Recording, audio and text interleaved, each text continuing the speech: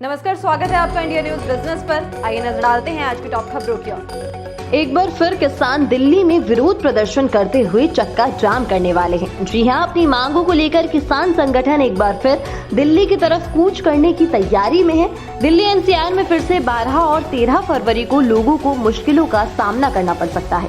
दरअसल हरियाणा और पंजाब के किसान संगठनों ने दिल्ली चलो का नारा दिया है। किसानों का कहना है कि सरकार उनके साथ वादा खिलाफी कर रही है, उनकी मांगों को पूरा नहीं किया जा रहा, तो एमएसपी के लिए कानूनी गारंटी और स्वामीनाथन आयोग की सिफारिशों को लागू करने समेत बाकी कई मांगों के साथ 13 फरवरी को दिल्ली चलो मार्च में शामिल होने के लिए तमाम किसान अपनी कमर कस रहे हैं। हरियाणा और पंजाब के किसान संगठन लगातार युद्ध स्तर पर तैयारियां कर रहे हैं। किसान संगठनों के नेता और कार्यकर्ता लगातार हरियाणा और पंजाब के अलग अलग जिलों में बैठकें कर रहे हैं। 13 फरवरी की पूरी तैयारी है। बड़ी तादाद में किसान दिल्ली की तरफ कूच करेंगे, जिसके लिए गांव-गांव में राशन भी इकट्ठा किया जा रहा है। टाटा पावर ने फिस्कल ईयर 24 की तीसरी तिमाही के नतीजे जारी कर दिए। कंपनी का इंटीग्रेटेड नेट प्रॉफिट 2% बढ़कर 1076 करोड़ रुपीस का रहा है, जो कि लास्ट फिस्कल ईयर के सेम ड्यूरेशन में 1052 करोड़ रुपीस का था। साथ ही साथ टोटल इनकम बढ़कर 14,841 करोड़ रुपीस की हो गई है, जो पिछले फिस्कल ईयर के सेम ड्यूरेशन में तकरीबन 14,339 करोड़ रुपीस की है। कंपनी का net profit current fiscal year के पहले 9 महीने में बढ़कर 2,235 करोड़ रुपीस का हो गया है, जो कि लास्ट फिस्कल ईयर के सेम ड्यूरेशन में 2,871 करोड़ रुपीस की थी। इसके बाद कंपनी ने कहा है कि करंट फिस्कल ईयर के पहले 3 क्वार्टर में कंपनी की इनकम बढ़कर 45,286 करोड़ रुपीस की रही है, जो इस ड्यूरेशन में कंपनी का हाईएस्ट फिगर है। देश की leading energy solution provider company INOX wind ने करंट फाइनेंशियल ईयर के क्वार्टर 3 के रिजल्ट्स अनाउंस कर दिए हैं। दिसंबर तिमाही में कंपनी का कंसोलिडेट नेट प्रॉफिट में उछाल आया है। यही नहीं, आइनॉक्स विंड नुकसान से भी पूरी तरह से उभर गई है। शेयर बाजार को दी गई जानकारी के मुताबिक तीसरी तिमाही में कंपनी के रेवेन्यू में बढ़ोतरी हुई है, जिसका असर मुनाफे पर पड़ा है। इसके अलावा आय के मोर्चे पर भी कंपनी को फायदा हुआ है। शेयर बाजार को दी गई जानकारी के मुताबिक करंट फाइनेंशियल ईयर की दिसंबर तिमाही में आइनॉक्स विंड का प्रॉफिट 1.81 करोड़ रुपए था। पिछले साल समान तिमाही में कंपनी को 287.86 करोड़ रुपए का नुकसान हुआ था। वहीं आइनॉक्स विंड की टोटल इनकम 506.88 करोड़ रुपए हो गई है। पिछले साल इसी तिमाही में ये 237.68 करोड़ रुपए थी। वर्किंग प्रॉफिट्स के मोर्चे पर भी कंपनी को काफी राहत मिली है। भारतीय रिजर्व बैंक ने शुक्रवार को कहा है कि 2 फरवरी को समाप्त सप्ताह में देश का विदेशी मुद्रा भंडार 5.74 अरब डॉलर बढ़कर 622.47 अरब डॉलर का हो गया है। इससे एक हफ्ते पहले विदेशी मुद्रा भंडार टोटल रिजर्व 59.1 करोड़ डॉलर की तेजी के साथ 6.73 अरब डॉलर का था। अब देश का विदेशी मुद्रा भंडार अक्टूबर 2021 में 6.5 अरब डॉलर के ऑल टाइम हाई पर पहुंच गया था। रिजर्व बैंक के मुताबिक वीक इन रिव्यू में गोल्ड रिजर्व 60.8 करोड़ डॉलर बढ़कर 48.08 अरब डॉलर का हो गया है।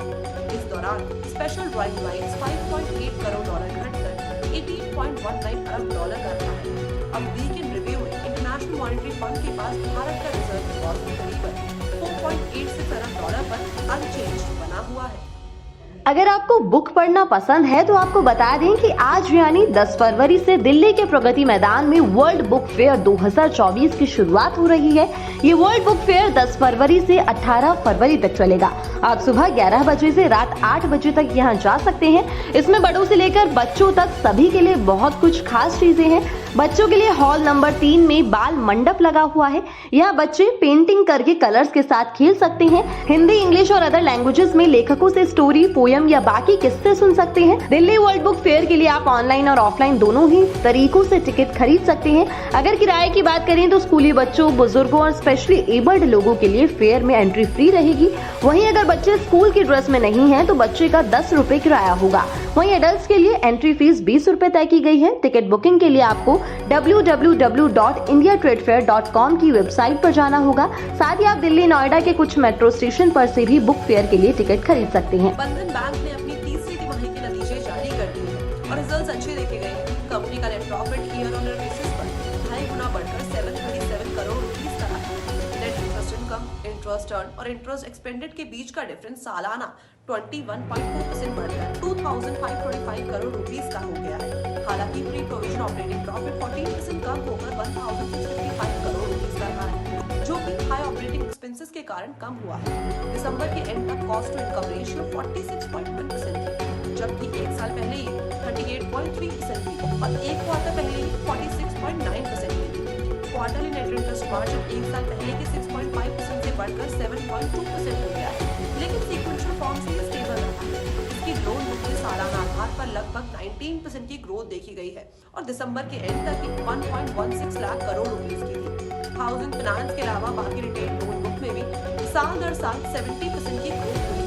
जो कैंडिडेट नीट के एंट्रेंस टेस्ट का फॉर्म फिल करने का वेट कर रहे हैं, आपको बता दें कि नेशनल टेस्टिंग एजेंसी ने नीट यूजी 2024 के एप्लीकेशन फॉर्म को ओपन कर दिया है। अगर इंटरेस्टेड कैंडिडेट और एलिजिबल कैंडिडेट इस फॉर्म को फिल करना चाहते हैं तो इसके लिए आपको नीट यूजी 2024 की ऑफिशियल वेबसाइट neet.nta.online.in पर जाकर एप्लीकेशन फॉर्म फिल करना होगा। अगर हम एग्जाम्स की बात करें तो जो नीट का एग्जाम ऑर्गेनाइज किया जाएगा वो 5 मई 2024 को एग्जाम ऑर्गेनाइज किया जाएगा। जो candidate MBBS, BDS, BSc nursing और आयुष प्रोग्राम में एडमिशन लेना चाहते हैं वो कैंडिडेट नीट के थ्रू एडमिशन लेने का प्रोसेस एग्जीक्यूट कर सकते हैं। शाहिद कपूर और कृति सनन की फिल्म तेरी बातों में ऐसा उलझा जिया फ्राइडे 9 फरवरी को सिनेमाघरों में रिलीज हो गई है।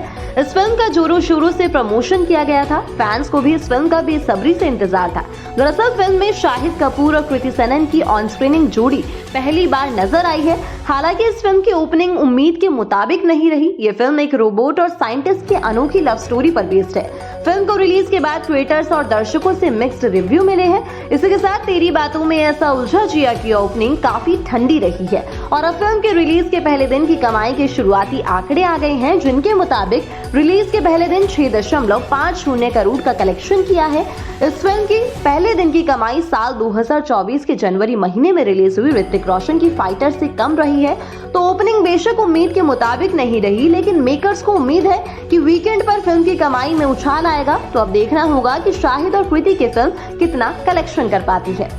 11 फरवरी को क्रिकेट मैच के अंडर 19 का जो वर्ल्ड कप है वो खेला जाएगा और ये जो वर्ल्ड कप का फाइनल मैच होगा ये इंडिया और ऑस्ट्रेलिया के बीच में होगा। आपको बता दें कि ये तीसरी बार है जब इंडिया और ऑस्ट्रेलिया का आमना सामना हो रहा है वर्ल्ड कप के फाइनल मैच में।